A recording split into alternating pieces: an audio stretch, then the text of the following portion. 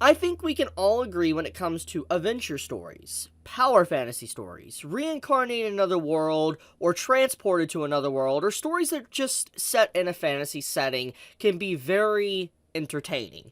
And obviously, when you go looking for stories like this, there is a lot that feel very same-ish. If you're looking for, let's say, an isekai that's about transported to another world or reincarnated as something, or if you're just looking for a fantasy series, usually they kind of devolve into a power fantasy story. And even though there is definitely a lot of replicas and a lot of things that feel very similar, there is a lot within this type of storytelling that can really stand out and be very unique. However, I am not going to be talking about power fantasies or even a reincarnated series or transported to another world. No. In fact, I am talking about a very refreshing Webtoon series I recently started reading called The Ember Knight. Now, obviously, by the title, it kind of gives things away that you might assume it might be something about magic, it's fantasy, it's about knights, etc., and you wouldn't be too far off with that guess. However, this is not a power fantasy story, and this is not an isekai story. It is about a character that has an interesting beginning.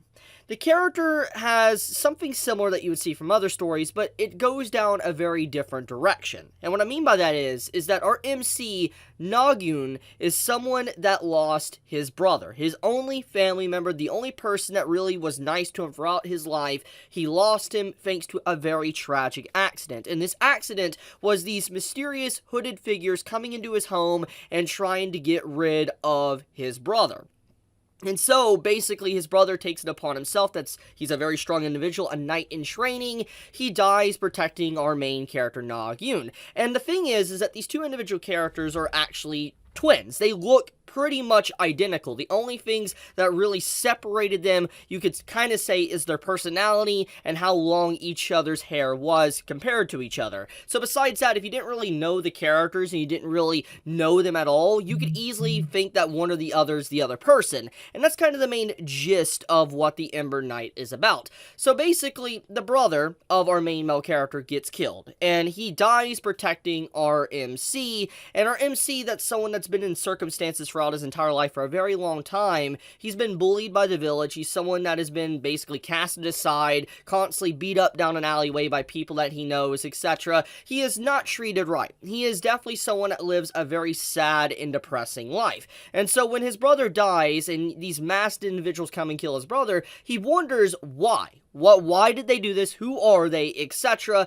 And he tries to figure this out. And in a way, you can already kind of guess where the story might be going. You might be instantly assuming, this is going to be a revenge story. However, you wouldn't be wrong there, but it actually takes a very different turn than you would actually expect. Because normally when it comes to, let's say, revenge stories, when it comes to stories about a character that loses a family member or a loved one, etc., they get all edgy, they start going down that gray path of just potentially killing people, etc. And that, so far, at least within the story of Ember Knight, has not happened. Now, obviously, it can still happen, because I'm around chapter 33 out of like 60-something chapters that are currently out, but the point is that it hasn't evolved to just like edgy revenge story. It's not like that. It's actually more thought-provoking and refreshing than what you would actually expect. And so, the MC, what separates him from the normal storytelling is that he's actually not strong. He's very weak. He is underpowered, like legitimately underpowered. Like he is like the bottom of the barrel of like an average human being. While you have individuals around him that his brother was sparring with and knights in training, etc., that are just absurd. Like, to put the same equivalent on this, okay, if you've ever watched, let's say, ReZero, and you know anything about Reinhardt in ReZero, basically, you have the main characters like Subaru in terms of, like, power level without return by death or any form of magic or help, but basically, it's like Subaru had nothing. He had no magic, or he had no Beatrice, he had, like, no Amelia, nothing, and no return by death. That's basically our MC, someone that legitimately is by himself, and he is weak, while you have other individuals around him that are kind of, like, not as strong as Reinhardt, but, to kind of put the kind of level there of how far above they are of MC, you have like, people around him that are just so absurdly strong that there's no way if he was to try to pick a fight with them that he would be able to win, etc. So he has to figure out a way to be able to beat these individuals through his mind. And that's where the story gets into that really refreshing aspect. Our main character, he is someone that is very smart thanks to his upbringing, because thanks to him constantly being bullied and punished, punched and kicked, etc., basically he's had to pick up on a few things. For instance, looking at people's faces, reading their expressions, and seeing how they feel or how they react to what he does. And he also has been able to kind of figure out putting on a stone-walled face, a very stoic demeanor, to be able to not really expel much emotion out of him, which kind of plays into the part of how his brother was, Nagyuun, that, died. And so he tries to play the part and play as his brother and disguise himself to be able to figure out who killed his brother, and also to kind of in its own way have somewhat better of a life. So it's very fascinating. I like the overall take of the storytelling, because it's like, when you see this type of storytelling, usually when you have like a brother kind of take the identity of another that is deceased, you instantly assume it's because the other brother was jealous and killed that brother. But that's not what happened. In fact, the brother took the identity to figure out the killers, but also to be able to carry on his brother's legacy, since he felt like his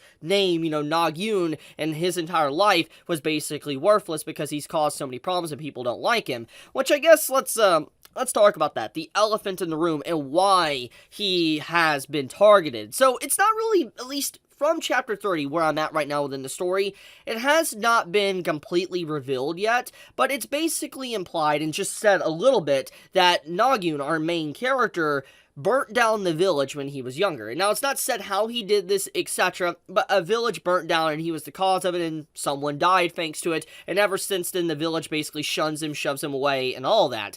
But as you continue reading the story, you start to wonder if it's actually a lie, if, Nagyuun didn't really do it, and maybe it was actually Nagyuun, because we found out throughout the storytelling that apparently Nagyuun's like a destined flame child or something, and when you think about the story of how Nagyuun apparently burnt down a village, it kind of fits in line with that narrative. So for all we know, maybe Nagyuun is gifted with something that we're unaware of, and the story will eventually, reveal it, but for now, that's up in the air. But I really do think that the storytelling, like I said, it's very refreshing, and it's enjoyable to be able to actually read something that isn't just a straight-up power fantasy. You have a character that's trying to outsmart and be quick-witted against people around him, and while trying to maintain a cover of those around him, making it seem like he's actually his other brother that died, Nagyuun, that he's incredibly powerful, very gifted, but obviously he isn't. He's very weak, and it's a very mind-gamey type story. So if you're one of those individuals that like the intellectual type stories of people trying to play mind games and overcover situations through a lot of,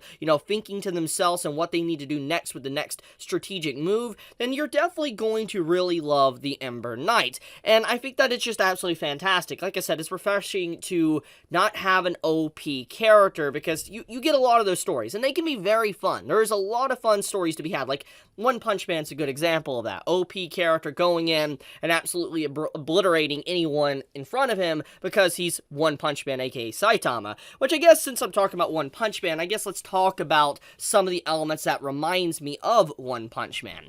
So, if anyone likes the character archetype, let's say like, Hercule from Dragon Ball, or let's say King from One Punch Man, to just characters in general that put on this very fake vibe. Like, they have a lot of charisma, they have a lot of like deception skill, and they're able to like trick people into following what they want, like Buggy basically from One Piece, then you're probably going to fall in love with the character. Because he's like that, but he's not like, dumb whatsoever. He's just someone that is very intelligent, and he needs to be able to keep up this atmosphere of, that he is strong, but, he really isn't.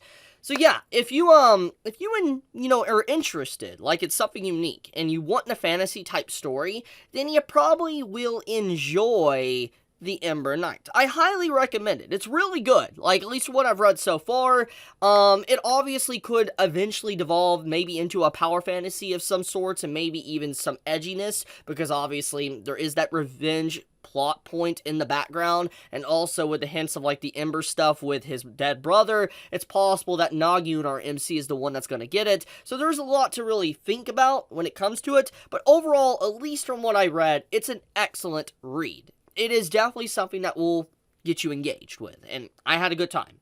But I'll have a link down below in the description if you want to check it out for yourself. I highly recommend it. It's a really, really good webtoon. But anyways, thank you so much for watching. If you all enjoyed this video and I gave you any form of entertainment, then do leave me a like. It does help me out a lot, and I always greatly appreciate it. So if you want to help me out, please do so. And also hit that link as well if you want to help me out even more. With that, be safe, stay healthy, everyone. I love you guys. Chibi out.